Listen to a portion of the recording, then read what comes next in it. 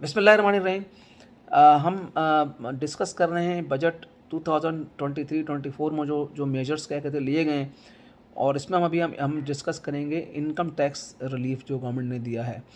सबसे पहला रिलीफ जो गवर्नमेंट ने दिया है वो continuation of concessionary fix rate of 0.25 for IT and IT exports for tax payer 2024-25-26। This is a good relief to boost export and IT sector. उसके अलावा withdrawal of sales tax return filing required for availing concessionary fixed rate of 0.25% for IT and IT export sector. This also a good relief. और इसमें यह है कि आप उनको sale tax में नहीं होना पड़ेगा, बहुत हैसल से क्या कहते हैं बच जाएंगे, और ये उनको कंसेशनल रेट वो इनकम टैक्स रिटर्न के फाइलिंग में वो अडॉप्ट कर सकते हैं। इस तरह increase in business turnover limit of manufacturer from 250 million to 800 million to qualify concessionary tax regime for SMEs and inclusion of IT export in SMEs definition। तो ये है कि by this relief more SMEs would take benefit of concessionary tax regime। चूँकि आप ज़ाहिर है कि turn over limit जो है जो बढ़ के 250 मिलियन से 800 मिलियन में आ गई है। उसके अलावा concessionary tax of 20% on banking companies income from additional advances to IT and IT sector instead of standard rate of 39%। This is a big support for banking companies and for promotion of IT sector। इसलिए कि जाहिर है कि जब इसमें फिर जाहिर है कि ये IT सेक्टर को काफ़ी सपोर्ट मिलेगा बैंकिंग सेक्टर की तरफ से। उसके अलावा establishment of monetary limit of foreign remittance remitted from outside Pakistan from 5 million rupees to rupees equivalent to $100 of 100,000 for the purpose of section 111 subsection 4, which place bar on asking nature and source of unexplained asset income। तो ये एक अच्छा step है। This will attract dollar inflow in Pakistan, but this will safe guard elite class to bring back their monies without explaining source of income। This will also discourage हवाला and हुंडी। उसके अलावा क्या कहते हैं, waiver of 2% final withholding tax on purchase of immovable property for non-resident individual POC या नई कॉप holder where immovable property is acquired through foreign remittance remitted from abroad। तो ये जो 2%, this will improve the foreign investment in real estate. क्योंकि पहले जो भी आते थे तो फाइनल 2% विदहोल्डिंग टैक्स लगता था, अब क्या कहते हैं गवर्नमेंट ने वो भी रिलीफ दे दिया है। 10% reduction in tax liability of or rupees 5 million whichever is lower for a builder, and 10% reduction of rupees 1 million whichever is lower for individual for own construction of house for 3 years। तो ये भी क्या कहते हैं, ये एक relief है, ए good relief for public and builders for new projects. के 10% रिडक्शन इन टैक्स लाइबिलिटी हो जाएगी, या 5 million which ever is lower for builder, और 10% रिडक्शन और 1 मिलियन विच एवर लोअर ये इंडिविजुअल के लिए जो कि अपने क्या कहते हैं घर को क्या कहते हैं कंस्ट्रक्ट कर रहे हैं हाउस को फॉर 3 ईयर्स के लिए। उसके बाद 50% reduction in tax liability for 3 years for youth entrepreneur, maximum limit of 2 million for individual AOP, and rupees 5 million for a company youth is defined as natural person up to age of 30 years। तो 50% tax liability जो है वो क्या कहते हैं for 3 years youth entrepreneur के लिए क्या कहते हैं हो रहा है, जिसकी लिमिट मैक्सिमम 2 मिलियन है, और ये जो है इंडिविजुअल AOP पे भी है, और 5 मिलियन जो है फॉर कंपनी के लिए है, और यूथ की जो पर्सन है उसकी एज जो डिफाइन है वो 30 ईयर्स। तो ये इंकरेजिंग स्टेप है फॉर यूथ इंटरप्रेन्योर के लिए। उसके अलावा extension of 2 years for the purpose of concessionary tax rate of 20% for banking company income from additional advance to low cost housing, agriculture and SME including IT and IT export sector। This is again a big support for banking companies and for the promotion of IT sector।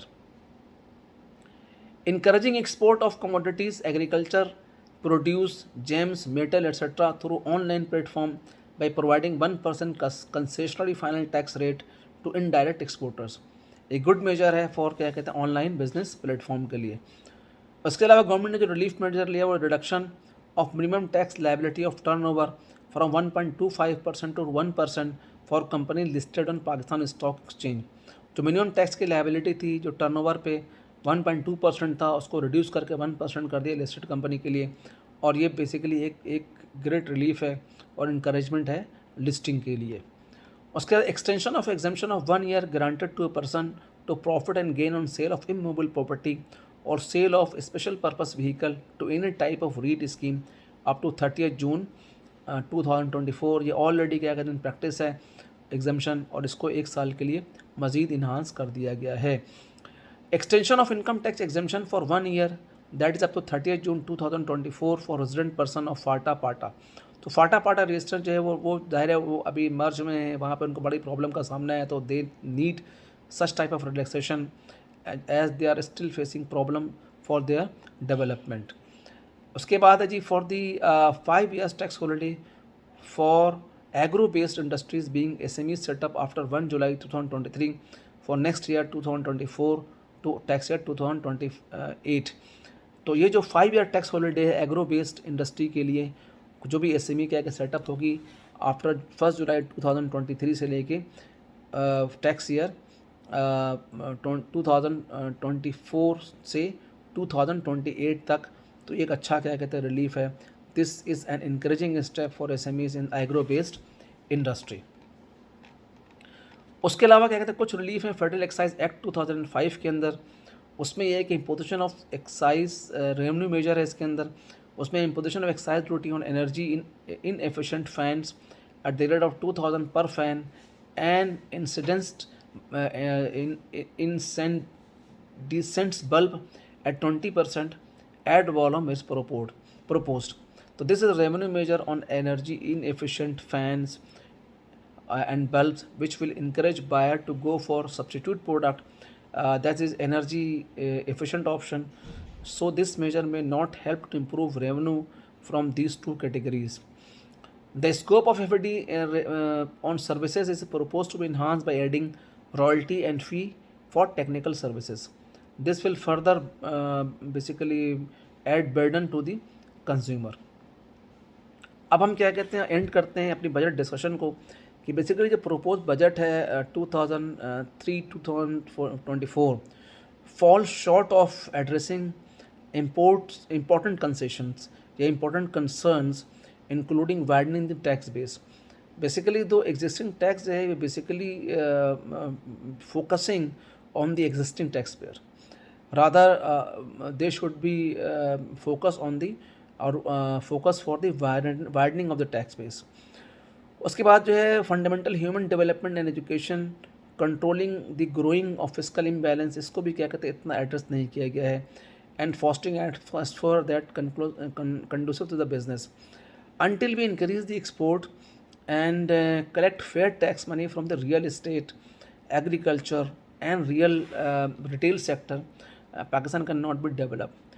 This budget has increased the tax burden on the formal sector which are already in compliance, which will impede manufacturing sector capital formation and growth oriented efforts.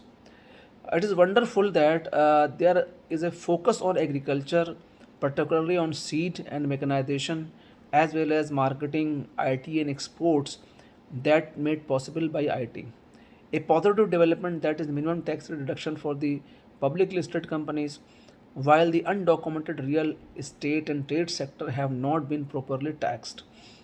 The scope and extent of the super tax have expanded. Long term, this is unproductive because raising taxes on current taxpayer without also bringing tax exempt industries under the tax net would not help the economy. So this is end this session of the discussion for the post budget. With this, thank you very much.